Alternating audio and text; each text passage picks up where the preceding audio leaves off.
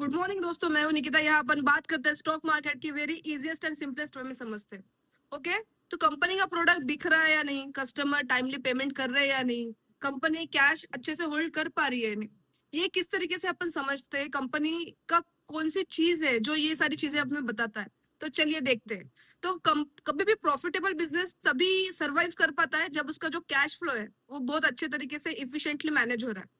तो चलिए देखते हैं कि ये जो तीन चीजें मैंने अभी बोली वो किस तरीके से चेक करते हैं। तो देखो, यहाँ पे screener.in पे जाना है।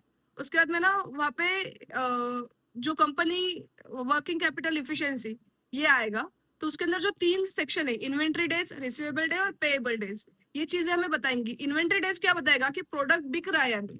रिसीवेबल डे क्या बताएगा कि कस्टमर टाइमली पेमेंट कर रहा है या नहीं। और पेएबल डेज क्या बता रहा है कि कंपनी कैश कितना होल्ड कर सकती है, मतलब कितने दिन लग रहे हैं उसको कैश होल्ड करने के लिए। तो ये सब जो चीजें हैं, तो ये तीन चीजों पे से अपन जज कर सकते हैं। तो पीटर हमेशा कहते थे कि fast moving business grow faster.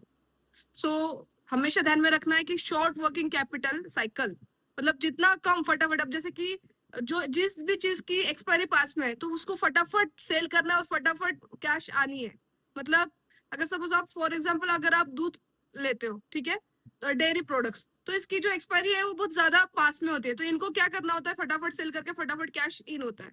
तो उसी तरीके से क्या, short working capital cycle equal to free cash equal to strong business.